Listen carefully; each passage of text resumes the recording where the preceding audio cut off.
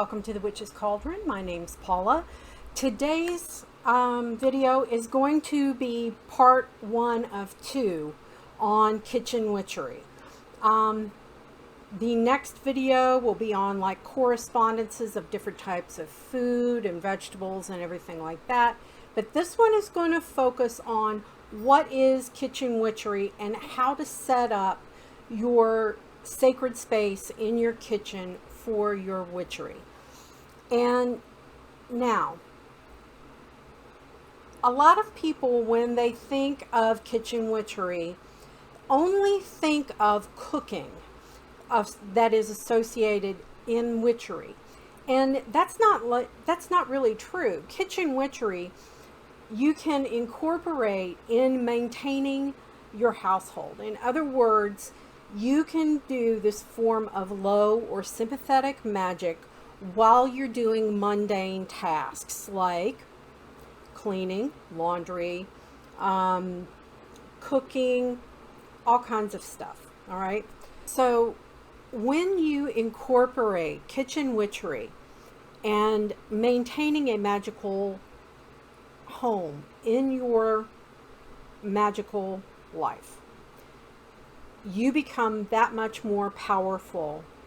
You also become that much more in tune with the divine and in tune with the elements, in tune with the universe and everything around you. Okay? And it becomes, your magic becomes second nature to you. It's not just all about doing a ritual, once a month for the full moon, doing, sabbats 8 times a year. It's a lot more than just that. To commit to a magical path, you really embrace it fully to get the most out of it and to get the most, I'm not going to say power in a bad sense, but more power over your own life and what you want it to look like. Okay? It makes you really stop and think about the everyday magic around you, even in chores that you hate, like laundry. Laundry is the bane of my existence. But I still incorporate a magical element to my laundry through kitchen witchery, because I make my own laundry soap and I make my own fabric softeners. So you can see that you can incorporate things that way. All right. Now, one of the first things you want to do, now that you have a little bit better understanding about living a magical life and maintaining a magical household through kitchen witchery, the first thing you need to do is realize that your kitchen then becomes a sacred space. Just as, my altar right here is sacred space, my kitchen is sacred space as well. I also have a kitchen altar, okay? You apply the same concepts to your kitchen witchery and setting up your kitchen, and as you do with your main altar, and I'll get more into this.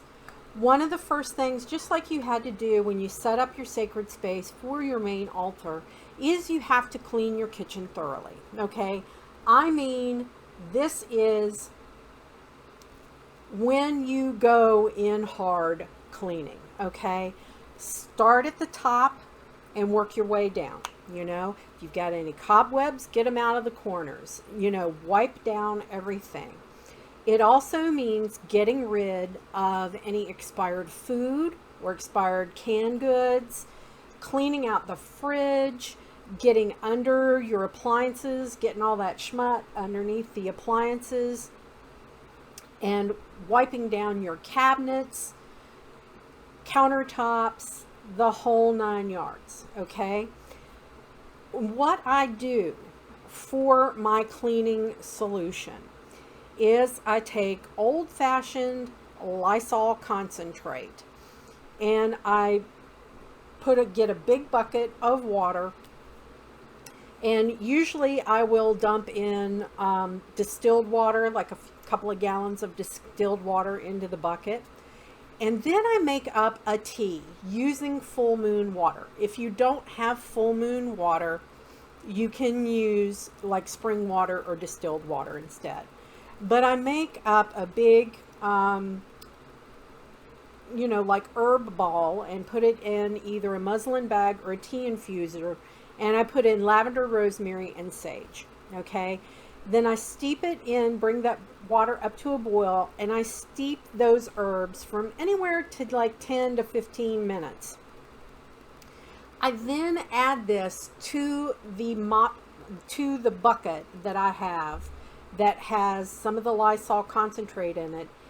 Then I add that tea water that I just made up, okay? And I add it to that. Number one, that's two purposes. The Lysol has what's called creolin in it.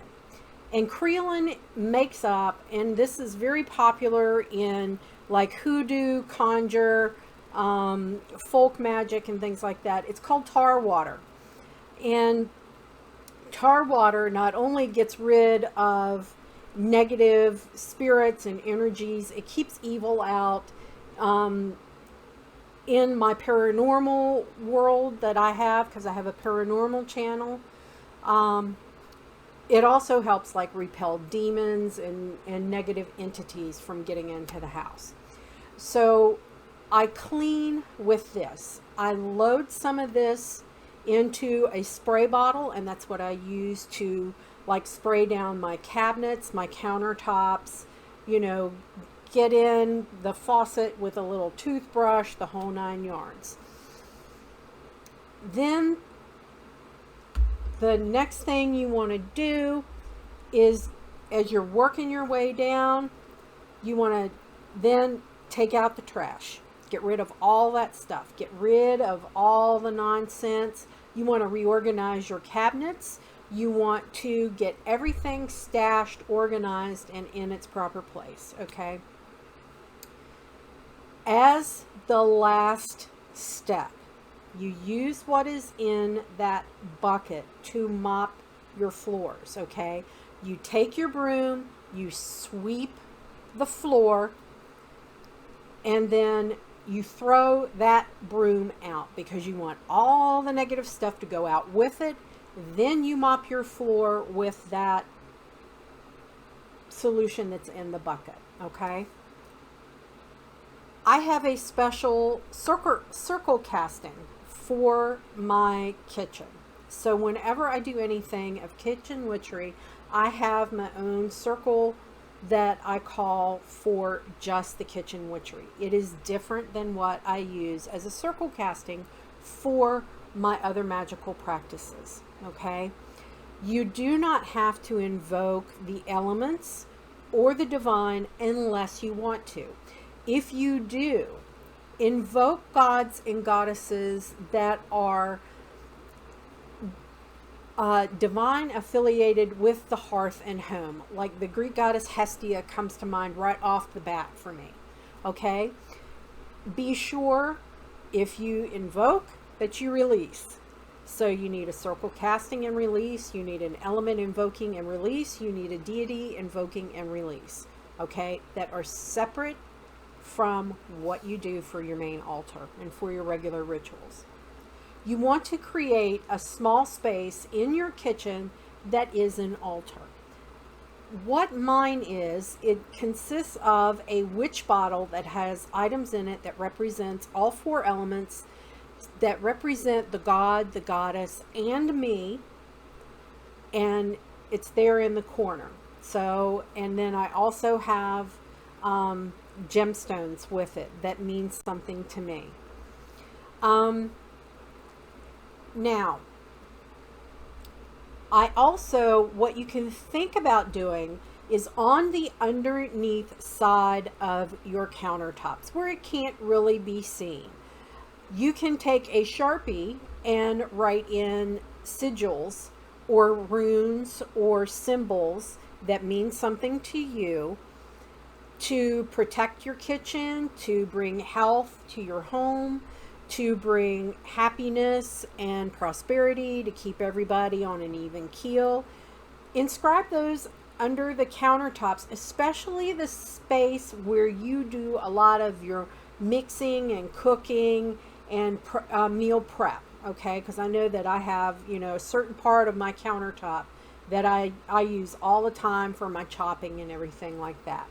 Underneath that part of my countertop is where I have those sigils. I did it in a Sharpie. Some people carve them into the underneath side of the countertop. I think that's a little extra. But I just used a Sharpie and did it that way.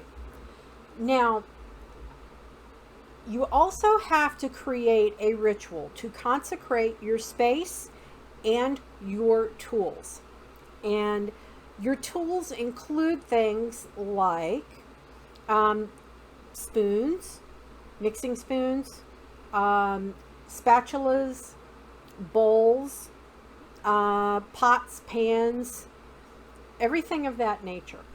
And the items that you choose for kitchen witchery, for magical purposes, should be of natural material. In other words, wood, bamboo, metal, cast iron, glass, nothing that is non-stick, coated, that has a manufactured surface on it, like Teflon or, the copper chef. If you have regular, like copper pans that need to be seasoned and everything like that, that's one thing. But nothing that has like that non-stick surface. My cast iron pans, my cast iron frying pans, and my Dutch oven are my go-to for my kitchen witchery. And I also have a set of old stainless Revereware saucepans and lids that I use for my witchery. I have a metal colander that I use for straining, things of that nature, okay? There are a couple of exceptions to this rule, and one is if you are a soap maker and you start incorporating your magic into making your soap, you can still use your silicone spatulas and molds for that, because the lye is so caustic. You can't use a metal spoon in lye. You can't use a wooden spoon in lye because it just eats it up. And you can also use plastic, airtight plastic for storage. I prefer, mason jars with the screw down metal lid for storage. And I also have glass containers that have a plastic lid that fits down on them airtight. But most of my storage containers are glass. You also might want to think about, you have to set aside spoons, etc., for just your magical purpose. You can have other, utensils and other kinds of, pots and pans that have that nonstick surface. You can use them, just not with a magical intent. So, what I did is to designate and help me remember, like, which wooden spoons have I consecrated. I decorated them wood burning on the handle and on the, because wood burning doesn't affect anything, when you decorate it, and in the, like, bowl of the spoon. I have symbols put into it. You could, just decorate with, like, Sharpies, drawing sigils up on the top part of the handle where that would never be immersed down into the food. Okay, something like that. You can also consider adding protection to your kitchen area. This can be through a cottage or a kitchen witch puppet or doll up in the window. This is very common, especially in Scandinavian countries. You see the little witch on the broom, hanging in the window. That's a kitchen witch. It's a charm to bring good luck and protection to the home. You can put witch balls in the window that will keep evil spirits and negative energy from entering the home. You can put witch bottles in the corners that are protective. You can have mojo bags with protective crystals and gemstones in the corners, mojo bags with herbs, protective herbs. You can make your own little, what I call a sun catcher, by taking wire and weaving together, stringing together, a clump of gemstones, and then hanging it from a string in the window. Okay, and you can do that like health, healing, protection, that kind of stuff, and make those gemstones into like one solid piece by weaving wire around them. Okay, now your magical tools. You want to keep your witchery tools separate from your other tools, and only use your witchery tools for witchery, and then you can have other stuff that you can use for other purposes and stuff, and that's fine. Okay, now the equivalents, what I'm going to go through is what you think of in the standard sense of magic, and then what that equates to in the kitchen as far as tools are concerned. Okay, your altar. Your altar can either be your dining table or your preparation counter. Okay, you empower and if you want your dining room table to be your altar, then you can consecrate it for that intent. The same way that countertop, that part of my countertop has the sigils underneath. That's how I did that. My food prep area is my altar. My dining table is also a part of my altar and my magical practice. Okay, and athame. This is just a butter knife. Okay, it's a great substitute, a butter knife. The bell. There are a couple of things that can represent an altar bell. One is a timer, a kitchen timer, or the knife and the knife sharpener, the honing stick. That sound of you drawing that knife against the honing stick, that is a great sound to help get rid of harmful energy and invoke beneficial energy. Your besom. This is a broom. It can be a Swiffer sweeper, a mop, cleaning wipes, natural cleaning products, cleaning towels, sponges, anything like that. Okay. Any item that removes dirt, germs, grime, schmut, whatever, is equated to the besom. Okay. The bowline. That's your chef's knife. Okay, those are your knives that you use. You have a bowline for one intent, with just harvesting herbs. You may have another ceremonial knife for other use other than your athame, but that's your bowline. Okay, your book of shadows. This is your cookbook. Okay. This is a collection of family recipes. It can be your favorite. I know a lot of people keep, like recipes on their laptop or, some kind of an app on the iPad and stuff like that. And you want to incorporate in your family recipes to make them even more powerful is to write the magical or medicinal intent of the ingredients. Okay, in the margins. That makes it even more powerful. Now, a candle snuffer. This is a pot lid. So when you remove your pots from the fire, just like you would in snuffing out a candle, you don't blow it out, you put the pot lid on, remove it from the fire, and then turn it off. And you thank the element for imbuing their energy into what you just prepared. Okay? A cauldron. That is pots. It can be a blender, a Dutch oven, a kettle, a crock pot. Let me see, because I have a crock pot that I use just for preparing like salves and oils and infused things like that for magical intent or healing intent. And then I have a crock pot that I actually like cook regular food with. Um, and then, you could have another crock pot for, whatever. But my crock pots are magical tools, and they're like a substitute for a cauldron, okay?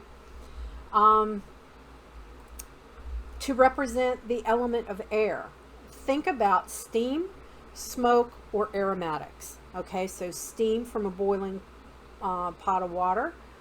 Aromatics are your herbs that you put in there that have a really like pungent smell or an identifiable smell, like, cinnamon and allspice, or chilies, anything like that, that what that smell is the minute that you smell it. Okay. It can also be smoke, like from heating up a, griddle on your stove, and then the searing of meat or the searing of vegetables. There's that little bit of smoke when you first put it down that comes up. That's representative of the element of air. The element of earth is salt, spice, or any kind of food item. Anything that nourishes your body or that adds flavor to life. Okay? The element of fire is your stove, your oven, matches, a grill. Okay? So you can even take your witchery outside, and, my grill outside, it has been consecrated as part of my witchery.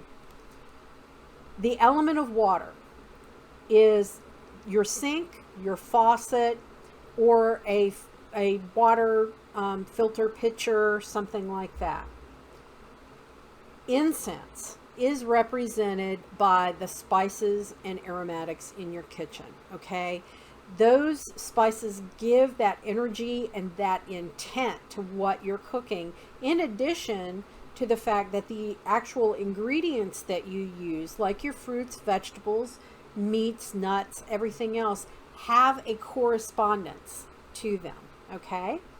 A mortar and pestle, if depending on how big of a foodie you are, you may use a special mortar and pestle to grind herbs yourself in your kitchen. I have a kitchen mortar and pestle, and I have a Magickal mortar and pestle. They do not cross each other's paths.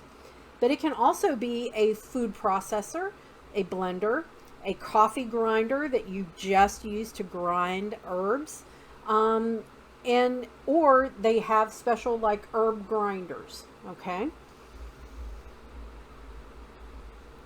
Now you want to keep, I have a couple of coffee grinders. One is for my coffee, and it is separate. I have one that does herbs for like edible, and then I have one that's a different, like that one is black, and it's just like a Mr. Coffee grinder. And the other one is red, and that's the one that I use for my Magickal. Like if I'm grinding herbs for something else, or trying to break down frankincense and myrrh quicker, to grind that down. They do not cross paths. Okay, it's just like my medicinal and salve crock pot does not cross paths with my cooking crock pot. Okay, your pentacle plate. This is your cutting board. So if you think anything that touches your pentacle plate on your altar is blessed. Okay, the same thing goes with your cutting board. And if you choose to have like a bamboo or a wooden cutting board, you can wood burn sigils on the underneath side of it. Or if you have a glass one, you can use glass paints or glass markers on the underneath side, not the cutting side, but the underneath side. Okay? Sachets and mojo bags.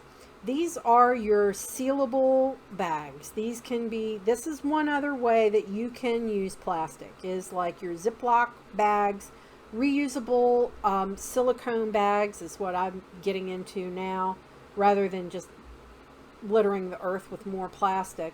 Muslin bags, paper tea bags, tea infusers, tea balls, reusable silicone tea brewers, all that kind of stuff. Okay, that is what you can use. Okay, your wand is a wooden spoon. Okay, and instead of a wand, you move the energy with your spoon. So there's one little tip. I recommend either carving or wood burning sigils and things into your spoons that you use, in even like a bamboo spatula.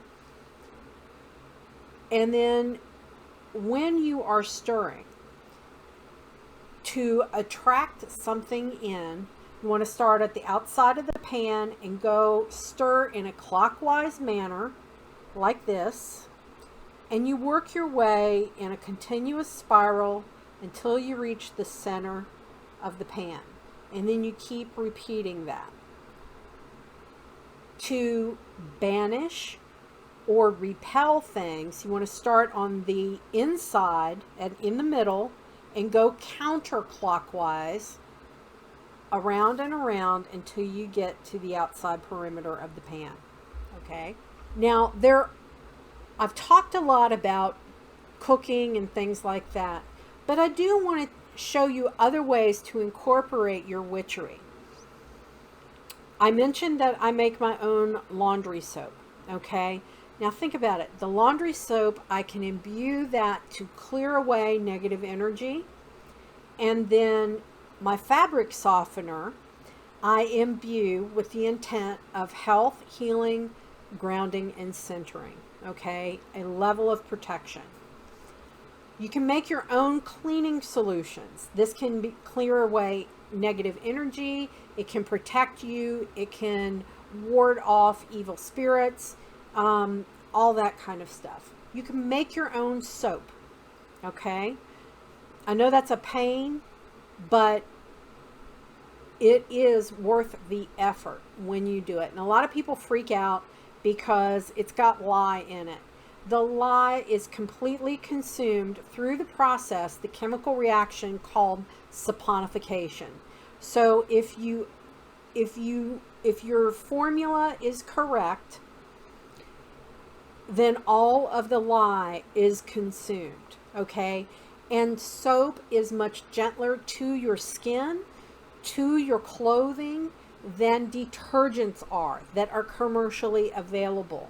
Those sodium lauryl sulfates, those sulfates are very, very drying, not only to your skin and your hair, you probably already know that, but those sulfates are also very drying and make your clothing fade, and things of that nature. So if you use a laundry-based soap like Fels Naphtha or Zote soap and make your own laundry soap out of that, that's a lot gentler on your clothes. It can be used in, HE, high efficiency machines. It's perfectly safe, and it doesn't tear your clothes and make them fade as fast. You can incorporate kitchen witchery into your beauty routines, okay, by creating face masks or hair masks. Okay, you can also do sugar scrubs, salt scrubs, body scrubs. You can do bath teas or bath salts. You can make healing salves, tinctures, teas, baths. You can also grow a garden or have herbs growing in your windowsill that you can then dry and do and make up yourself, okay, and incorporate those into your cooking. And you can also make candles. Candle making is also part of kitchen witchery. Most people don't realize that. And you can make candles for your altar. You can make candles specifically like for a full moon, for a specific intent, for a specific Sabbat ritual, okay?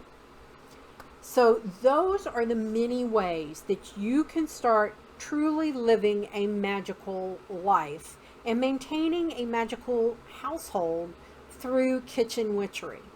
In next week's video, I will get into magical correspondences of various types of foods, vinegar, and things that you can use to create your own cleaning products and clean your home in a natural way, okay? Or a more natural way than using, you know, the spray stuff that we typically see, okay?